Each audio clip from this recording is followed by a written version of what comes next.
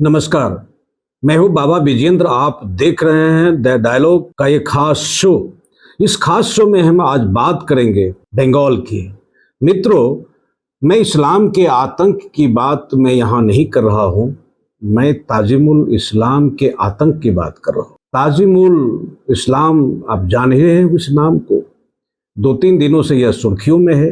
ताजिमुल इस्लाम बंगाल का एक ऐसा खलनायक है जिसका वीडियो वायरल हुआ है। एक महिला को जबरदस्त पीटते हुए, उस महिला के बंधे हुए हाथ हैं, लगातार डंडे बरसाए जा रहे हैं, चीख पुकार है, महिला बचाओ बचाओ की आवाज़ लगा रही है। दर्शक मूक बने हुए हैं, कोई भी हाथ नहीं उठता है उस महिला को बचाने के लिए।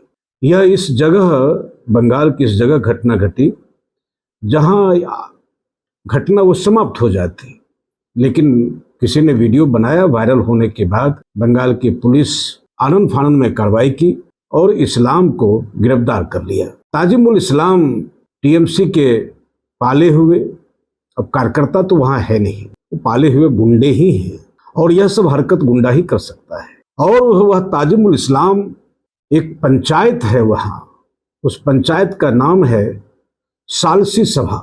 सालसी सभा, जिसको कंगारू अदालत भी कहते हैं। उस सालसी सभा का वह स्थानीय स्तर पर पंचायत करने की एक इकाई है। और वहां क्या है कि तुरंत आनन फानन में तालिबानी फरमान जारी होते हैं। उस महिला का अपराध इतना ही है कि अपने पति से आजिज होकर किसी दूसरे पुरुष से शादी करना चाहती है और वह पुरुष भी इससे शादी करना चाहता था।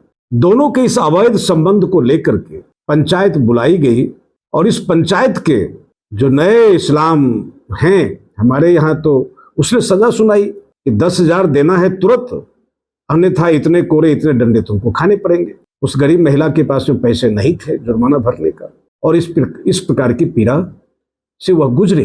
पूरे देश में बंगाल सरकार की, जिसको किचाहिन कहते हैं, थू-थू हो रही है। निश्चित रूप से बंगाल में पिछले दिनों जब भी बंगाल की चर्चा होती है तो बंगाल की हिंसा, बंगाल की मौतें, बंगाल में लाठियां, बंगाल में डंडे, बंगाल में गुंडे, यही कहानी बंगाल की है।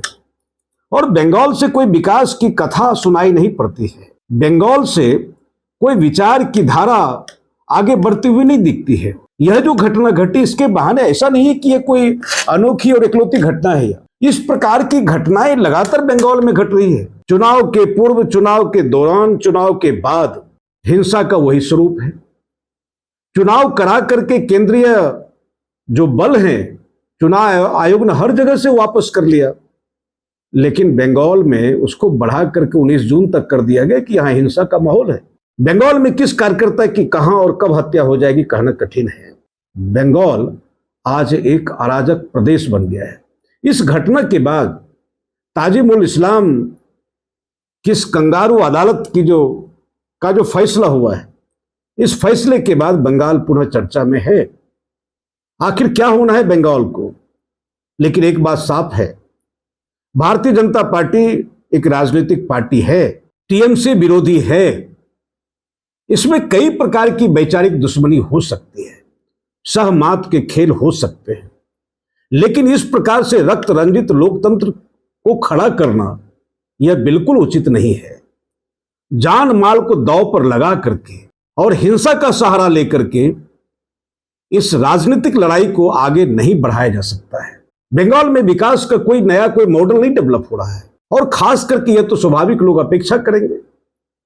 बंगाल में जो संदेश खाली की घटना घटी, महिलाओं को उत्पीड़न की घटना घटी, लोग अमूमन यह समझते हैं कि भाई महिलाओं के हाथ में ताकत होगी, महिला अगर सरकार में होगी तो महिलाओं की इज्जत बचाएगी, महिलाओं की लाज बचेगी। लेकिन जब से दीदी की सरकार आई है तब से बंगाल की बेटियां बर्बाद ज्यादा हुई है, तबाह ज्यादा हुई है और रोज हो रही है। ममता दीदी या विपक्ष से साफ कहना है, आप संविधान की प्रतियां लहराते रहिए, संविधान की मजबूती की बात करते रहिए और देश को यह सुनाते रहिए कि मोदी सरकार से संविधान को खतरा है। लेकिन संविधान को खतरा वहां भी है जब जीने की आजादी छीन ली जाए, लॉ एंड ऑर्डर समाप्त हो जाए, गरीबों पर अन्याय होने लग जाए। जिस राज्य में कानून व्यवस्था की धज्जी उड़ रही हो, जिस राज्य में लोग डर के मारे घर छोड़ रहे हो, गांव छोड़ रहे हो, और उस सूबे के मुखिया, उस सूबे की नेता देश में घूम घूम करके यह बात कहे कि संविधान खतरे में है, तो मुझे लगता है कि यह एक दोयम दर्जे की बात है, यह खंडित चेतना का हिस्सा है। ममता बनर्जी की नैतिक ताकत यह है, वह कह सकती थी कि बंगाल में लॉ एंड ऑर्डर मजबूत है, हमने संविधान में जो अधिकार दिए गए हैं जनता का, उस अधिकार को हम बहाल करके रखे हैं, सनातन बना कर रखे हुए, तब भारतीय जनता पार्टी के नेतृत्व को वह कटघरे में खड़ा कर सकती थी। लेकिन बंगाल तो बिल्कुल बेहाल है, विवश है, बेचारा बना हुआ है। कल जो कहता था कि what Bengal thinks today India will think tomorrow, जो बंगाल आज सोचता है भारत कल सोचना शुरू करता है। आज बंगाल की स्थिति क्या है? आज बंगाल को कोई रोल मॉडल बनाने के लिए तैयार नहीं है। इसलिए साफ यह है कि जो घटना घटी है, लगातार ताजिमुल इस्लाम वाली जो घटना है, यह घटना केवल कहने के लिए है कि मैं आज यह बात को कह रहा हूं, लेकिन स्थिति यह है बंगाल में कानून व्यवस्था की धज्जी हो रही है। सबसे ज्यादा संविधान को कहीं खतरा है तो वह बंगाल में है। बने रहिए हमारे साथ में, और निश्चित रूप से इस प्रकार की जो बातें उठती है, जो बहस उठती है, इस पर आप जो है अपनी सहमति या असहमति जरूर हमें लिख भेजें। नमस्ते।